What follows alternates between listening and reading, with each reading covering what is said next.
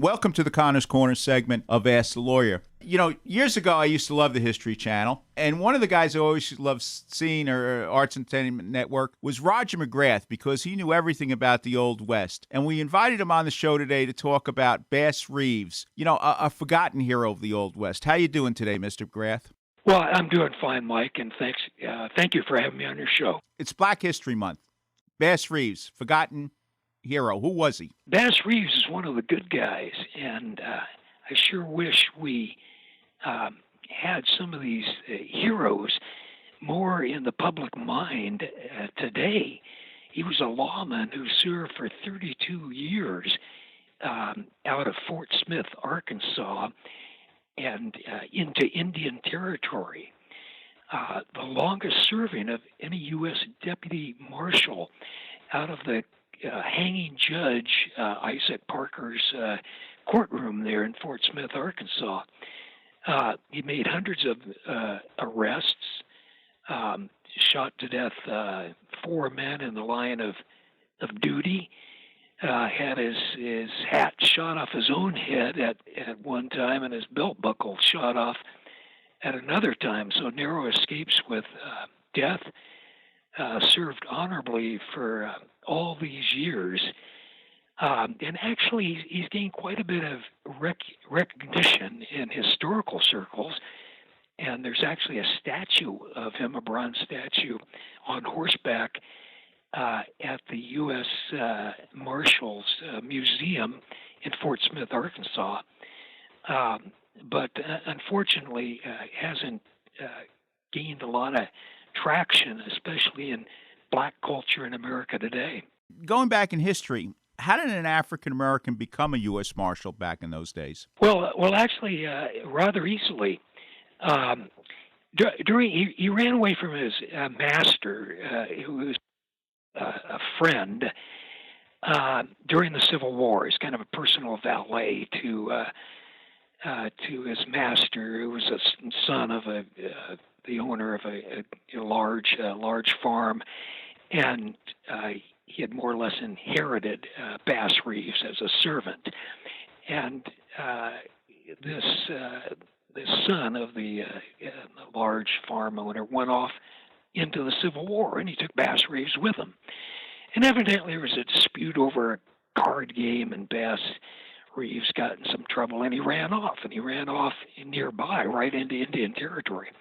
And this is during the Civil War, so nobody bothered with him much there, and he lived with in and among the 5 civilized tribes, the Cherokee, Creeks, Choctaw, Chickasaw, and Seminole, in what would today be southeastern Oklahoma, Indian Territory. And he learned the Muskogean language of 4 of those tribes and the Iroquois language of the Cherokee.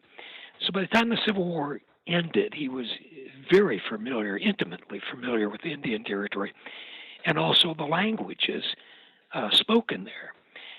And he returned to Arkansas after the Civil War and settled on a farm, got married, and started raising a large family.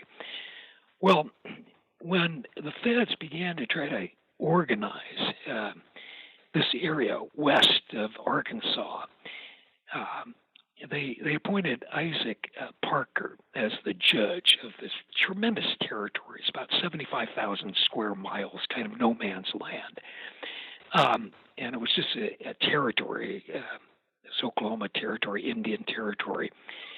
And they had to hire deputy marshals.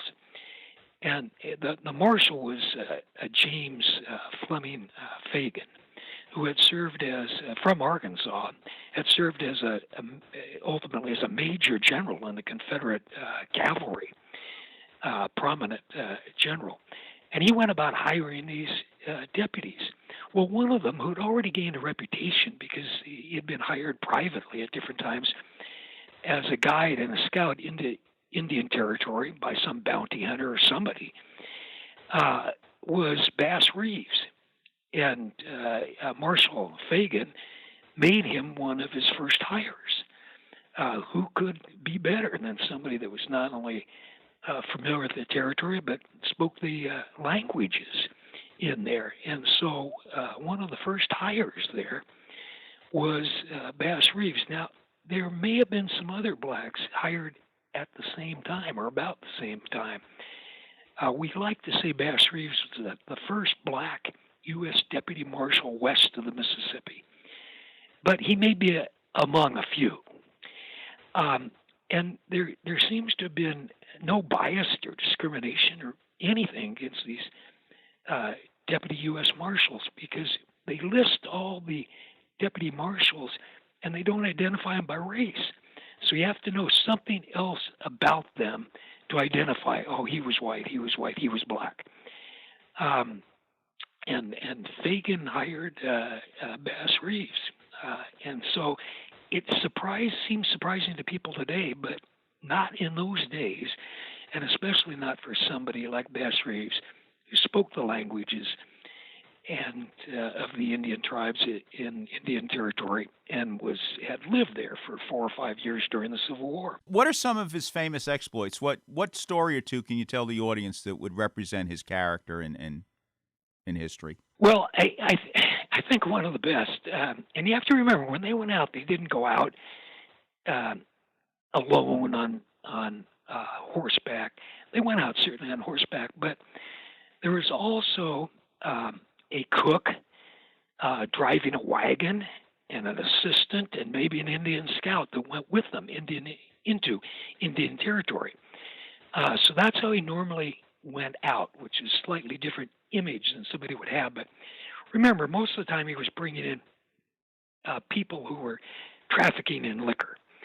And these may be whites or Indians, but that was prohibited.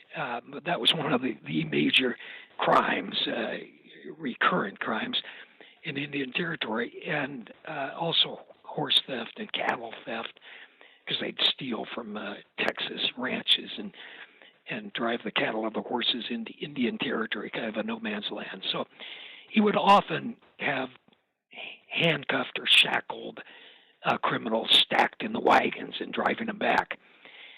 But once he sat down at some point of operation in Indian Territory, he would often don a disguise.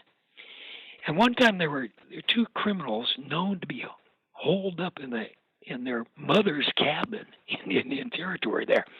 And he thought, well, the only way I can approach without a fight, because these were hardened gunmen, criminals and gunmen, he disguised himself as a farmhand, dressed shabbily, and he shuffled up to the cabin and asked for work. And as the story goes, they didn't think twice about it because of his dress, because of his manner, and he had been a farmer himself, and so he knew everything about the operation of this farm. He fit right in, and he actually spent the night there. And as the story goes, during the night, he handcuffed both of these men in their sleep.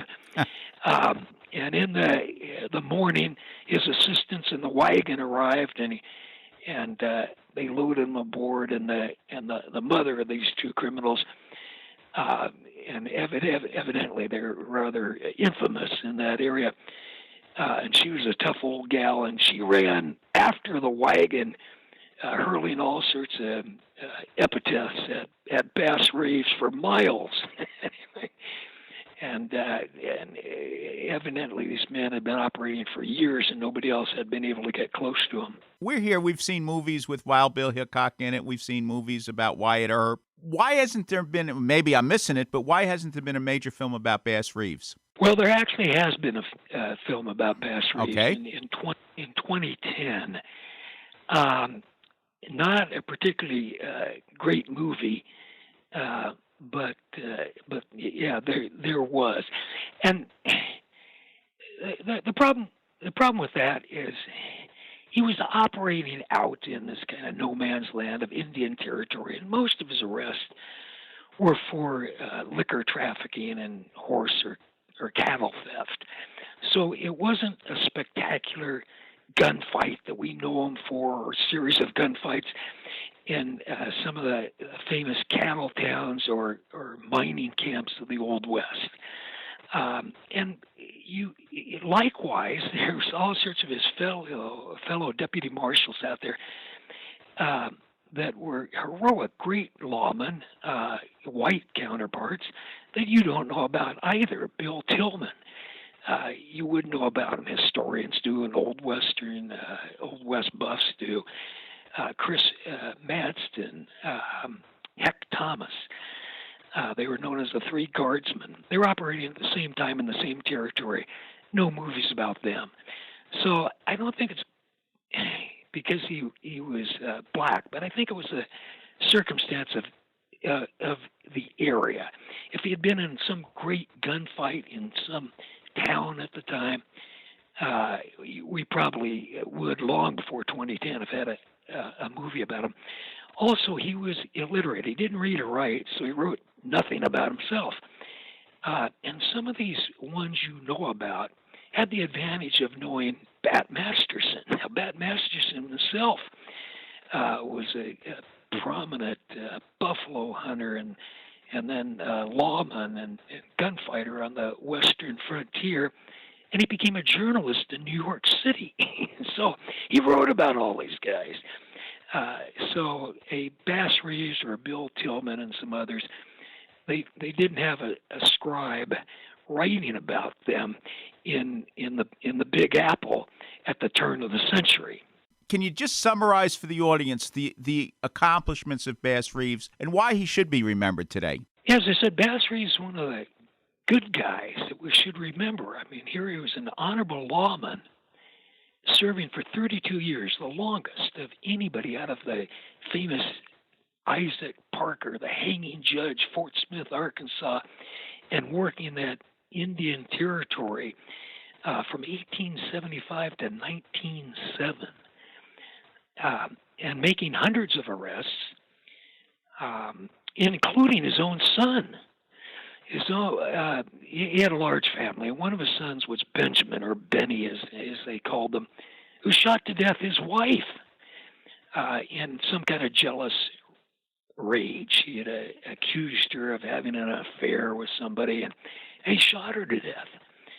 And nobody else wanted to take in Bass Reeves' son, and Bass Reeves said, no, I'll do it myself.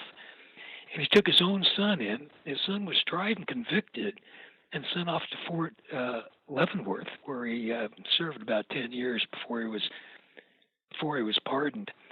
But that's the kind of guy Bass Reeves was. The law was the law, and he saw to it that it was enforced equally and evenly. Because remember, he was arresting Indians, whites, and blacks. So this kind of career and that kind of longevity, making the number of arrests that he did and having close calls with death, certainly seems some figure that we should honor in American history. Professor McGrath, thank you for bringing history to life. Thank you for being on Connor's Corner. Okay, thank you very much, Mike. It was my pleasure.